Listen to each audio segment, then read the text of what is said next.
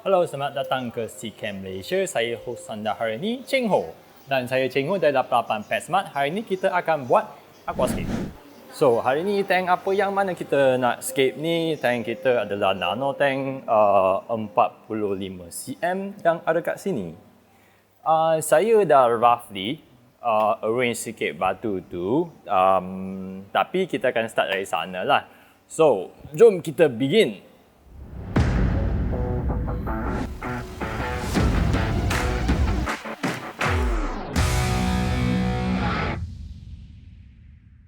So, substrate-nya kita akan guna fluoride dari SeaCamp. Okay, ini video collaboration kita. So, untuk substrate ni kita guna SeaCamp fluoride sebagai substrate kita. So, dalam tu, mari kita lihat ke sini. Semuanya SeaCamp fluoride je. So, plan saya adalah guna SeaCamp fluoride satu bag dengan satu bag fluoride sand. Untuk maklumat details dengan SeaCamp fluoride ni, anda boleh pergi lihat video dari SeaCamp Malaysia. Yeah? So, SeaCamp fluoride ni agak senang diguna. Okay, kat belakang setiap bag tu dia ada tulis berapa yang perlu untuk volume aquarium tu. So kat sini ada 7 kilo ni, satu bag besar ni, dia boleh dia boleh digunakan dalam 7000 cm3. Cm3 artinya anda guna panjang aquarium you dan cm, darab lebar dia dalam cm dengan berapa tinggi yang you nak tu dengan cm. You darab 3 sekali. Lepas tu, you bahagi dengan 7,000 tu. Lepas tu, darab 7 kilo. Anda akan tahu berapa kilo yang you nak perlu. So, saya ni agak-agak kena guna untuk aquarium ni lebih kurang 10 kilo. I dah cuci dah. Okay. Dua-dua ni. Yap. So, ia adalah sangat penting untuk anda, kalau anda guna SeaCamp fluoride ni, untuk cuci dia bersih sebelum guna. Jadi, SeaCamp fluoride substrate untuk pokok ni beza dengan substrate tanah lain. SeaCamp fluoride kita ni datang dengan pelbagai colorations. So, yang ni yang basic color dia ada red untuk yang kemerahan, dark yang kegelapan, dengan satu black yang terus hitam. Semua tu selain daripada color tak ada beza yang tak ada bezanya, cuma color lain je. So apa special ni? So keunikan SeaCamp fluoride kita ni ialah dia ni dibuat daripada special clay yang takkan alter pH tu. Lepas tu provide circulation untuk akar tumbuhan tu dengan tempat untuk dia mencengkam. Sebab fluoride ni dia mengandungi banyak makro lubang yang boleh absorb nutrients. Yeah. So fluoride ni sebenarnya dia boleh absorb dan store nutrients dalam dia. Tak semacam substrate tanah yang lain di mana dia datang dengan nutrients, lepas tu makin you guna makin dia akan kurang nutrients dia. Fluoride ni dia datang tak bernutrients tapi dia akan store nutrients. So, tapi sebelum anda guna, pastikan anda cuci bersih dulu. Disebabkan bahan yang buat clay ni dia dalam pack ni dia akan bergeseran dan buat banyak habuk. So, you kena cucikan bersih dulu sebelum anda gunanya. Bila tambah air tu, anda kena tambah perlahan-lahan lah. Yang ni sebenarnya boleh diguna banyak kali. Anda boleh cuci dan guna lagi, cuci dan guna lagi. Sebab dia tidak akan efek, dia tak ada lifespan untuk substrate SeaCamp fluoride kita ni. Jadi kali ni saya akan guna fluoride ni untuk tank sehat ni. Tank sehat ni ialah jenis lebih kurang macam Iwagumi, tak ada rumput pendek je. Rumput yang saya guna adalah Uticroya. Uticroya ni dia tak suka initial air yang bernutrients tinggi. So sesuai lah saya guna fluoride ni. Ferrite ni juga sesuai untuk mungkin hobby yang kamu yang tak biasa dengan aquascape, di mana bila baru tank set tu dia banyak access nutrients tu dan akan susah nak control. So ni tak ada problem tu. Anda ada 100% control dengan nutrients yang ada dalam ni. Anda boleh add nutrients perlahan-lahan mengikut tumbuh besar rumput you tu. So tak akan ada problem yang serius. Jom kita tengok hardscape yang saya dah buat ni. Saya nak buat satu gua kat sini. Tak sure anda boleh nampak tak? Kita tengok dari atas. Okay, dia ada satu gua kat dalam. Sorry ya, kaca ni agak kotor sikit sebab ni tank lama. So, at first saya rasa nak guna glue ataupun epoxy untuk lekat dia, tapi disebabkan benda ni agak solid juga. Oh, dia tak gerak. Lepas tu bila I fill up kat belakang sini, I plan nak fill up ferrite tu sampai tinggi kat sini. So ferrite ni sebenarnya dia agak solid juga sebab dia bukannya bulat. So dia tak senang jatuh. So dia akan hold structure ni sekali.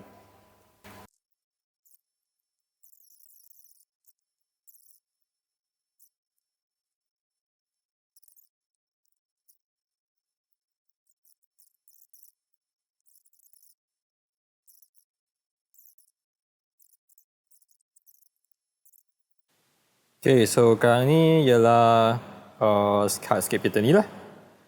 So hari ni dah lewat, so kita akan continue esok dengan introduce rumpai tu dengan isi air.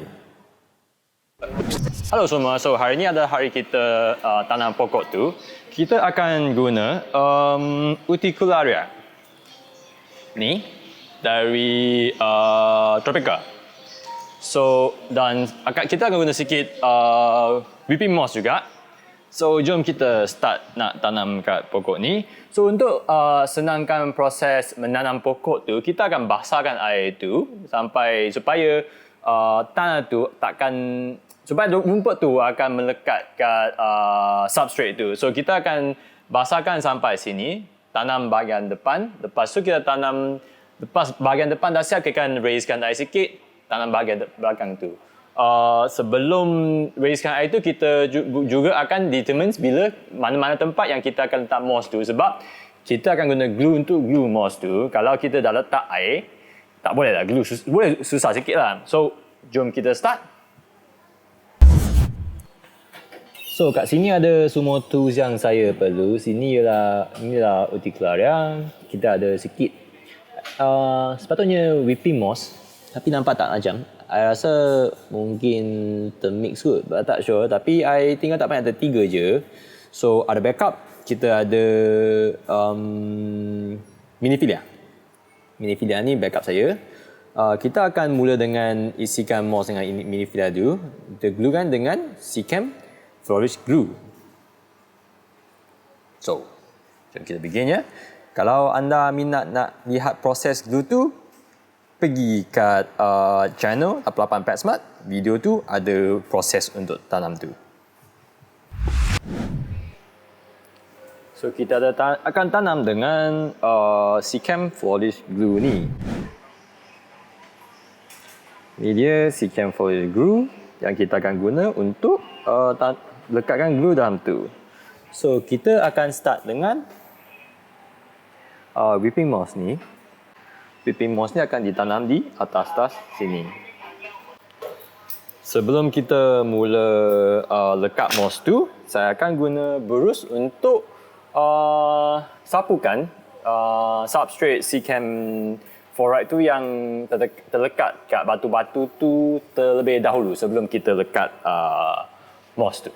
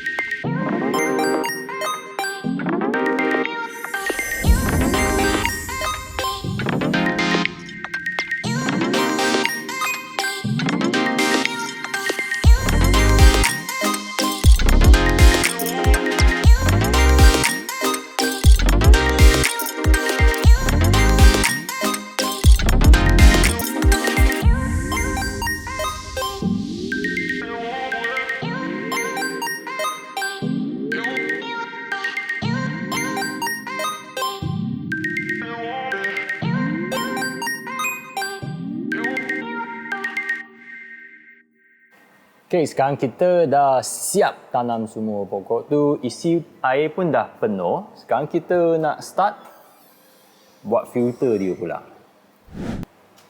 Okay, kita sekarang akan pasang filter untuk aquarium ni. So, kita akan gunakan canister filter yang paling kecil. So, dalam tu tak banyak ruang, tapi tak mengapa. Sebab bahan media tu kita akan guna Seachem Matrix.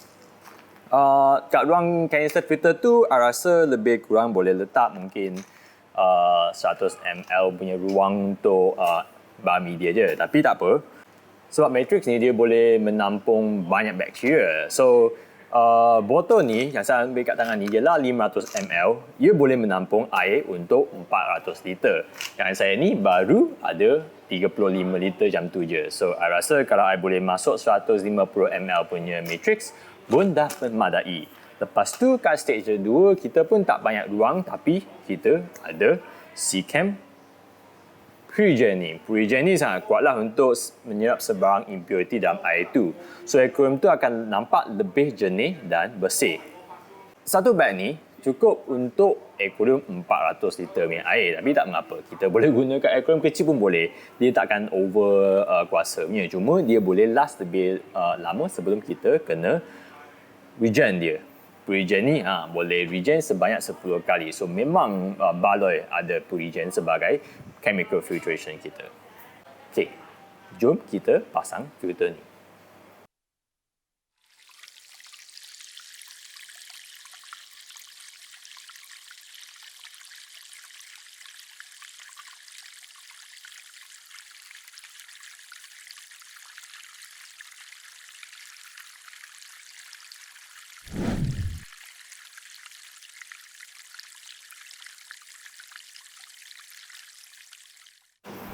Okay, sekarang filter tu dah dipasang dan dah jalan. So, anda boleh lihat air tu ada sikit keruh. So, kita sekarang akan isi Seachem punya quality untuk jernihkan air tu.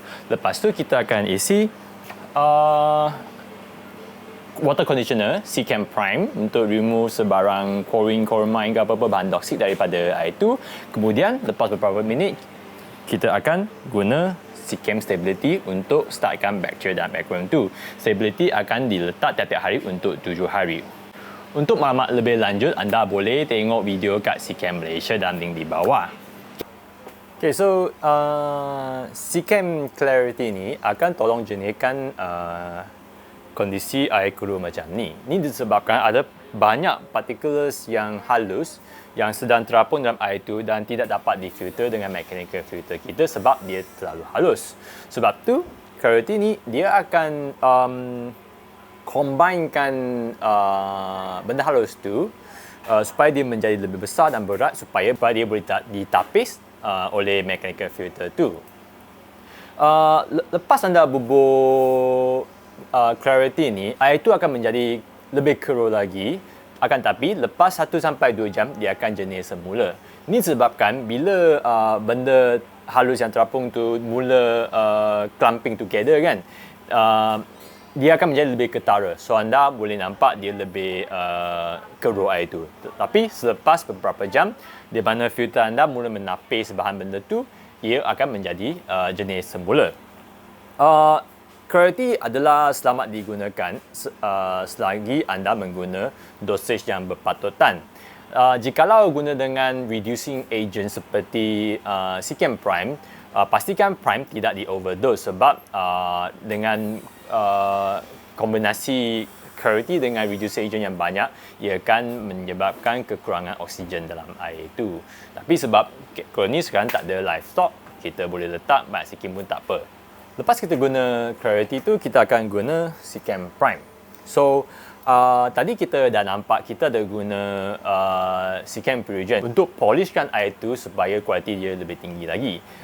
Dengan menggunakan Purigen tu, anda tidak digalakkan menggunakan water conditioner lain sebab ia akan merosakkan Purigen anda. So, Prime ni adalah water conditioner yang sangat kuat. Setiap 5 ml ni boleh tampung air 200 liter. Itu agak banyak juga. So, aquarium ni tak perlu banyak untuk menapis semua chlorine dia. So, ia adalah sangat jimat untuk mengguna Seacam Prime kita. Jikalau diguna dengan ada live stock dalam aquarium tu, pastikan Prime ni dibubur di tempat yang di mana air baru akan masuk supaya ia dapat interact dengan chlorine dengan lebih cepat. Disebabkan kebanyakan kali bila kita tukar air, circulation tiada. Kalau anda ada aquarium yang besar, mungkin Prime tu diletak kat area yang lain dengan isi air dengan kat tempat area lain kan. Ia tidak dapat interact dengan chlorine yang introduce dalam air tu dengan secepat mungkin. So ia adalah digalakkan untuk bubur Prime ni di area yang sama dengan air baru akan masuk aquarium tu. So selepas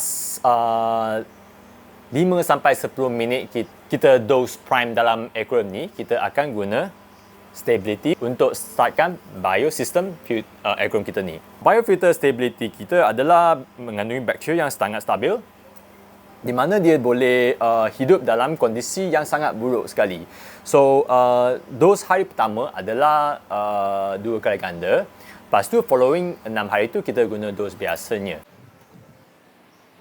Okay, sekarang ni kita dah habis tanam rumput ni, hardscape semua buat, filter pun dah pasang jalan. Sekarang adalah masa untuk kita pasang lampu dengan carbon dioxide system ni. Okay, untuk maklumat lebih lanjut tentang lampu dengan carbon dioxide system, anda boleh lihat video kat 88 PetSmart. Dengan itu, semua setup untuk aquascape kita dah selesai. Sekarang kita akan cerita macam mana kita nak maintain plant tu healthy dengan fertilizer kita. So, fertilizer tu diasingkan kepada 2 grup. Satu ialah makro, satu ialah mikro. Makro ialah nutrients yang di mana konsentrasinya perlu di-maintain dalam satu level yang sesuai untuk dia orang. Mikro pula adalah nutrients yang sangat sikit dan tidak perlu sentiasa maintain dalam satu level yang diperlukan untuk rumput tu. Biasanya mikronutrien seperti iron akan diserap habis oleh rumpai tu dalam masa beberapa jam. So untuk nutrien-nutrien yang supply tu, kita akan guna Aquavitro punya fertilizer. Di mana Aquavitro Mineral Rice ni akan supply GH, di mana kita nak lebih kurang dalam 4 sampai 5 DGH, degree GH. Depends on jenis rumput yang ada, tapi 4 sampai 5 boleh diguna untuk semua rumpai. Untuk potasium pula kita guna Aquavitro Carbonate, di mana ia adalah kombinasi karbonat dengan potasium sekali. Potasium sepatutnya di-maintain dalam lebih kurang 20 mg per liter. Dengan dosage karbonat ni, dia boleh maintain 20 mg per liter punya potasium dan pada masa yang sama lebih kurang 3 degree punya KH, di mana ia adalah sesuai untuk kebanyakan rumpai. Untuk phosphorus juga kita akan guna Aquavitro Activate. Dengan nitrogen pula kita akan guna Aquavitro Synthesis, di mana ia adalah blend beberapa jenis source nitrogen, di mana ia termasuk nitrogen dari source ammonical, nitrate dengan bahan organik nitrogen yang lain. Ini membolehkan rumput tu lebih efektif menyerap source nitrogen tu. Dan untuk micronutrient pula kita ada Aquavitro Propel untuk supply zat besi. Aquavitro Propel ni adalah unik di mana ia supply dalam zat besi tu dalam form Fe2+. Form zat besi yang lebih senang diserap oleh rumput tu. Disebabkan zat besi yang biasa dalam Fe3+ tu, bila rumpai tu nak serap, ia mesti mengguna tenaganya untuk reduce Fe3+ tu kepada Fe2+ untuk digunakan. Dalam sini, zat besi ni memang dah dalam form Fe2+, tapi dia juga mengandungi reducing agent yang dia boleh mengurangkan Fe3+ kepada Fe2+ kalau aquarium telah mengandungi Fe3+ daripada mungkin substrate anda tu. So, last kali kita akan guna Aquavitro NV sebagai unsur trace element termasuk vitamin, amino acid dan pelbagai jenis karbohidrat. Untuk maklumat lebih lanjut, macam mana nak adjust dan guna fertilizer ni, anda boleh lihat video yang ada kat 88 Pet Smart. Okay, selain pada nutrient, satu barang yang paling penting ialah temperature. Kat sini kita guna cooling fan ni. Kotornya, belum cuci lagi. So, anda boleh guna chiller ataupun cooling fan, depends on budget and aquarium size you. Tapi yang penting kita dah dapat maintain temperature tu dalam lingkungan 24 sampai 27 Celsius. Kurang daripada 24 masih boleh, tapi lebih daripada 7 aquascape memang susah sikit lah. Okay. So, itu je untuk hari ini. Sebenarnya bukan hari ini, dah 3 hari dah.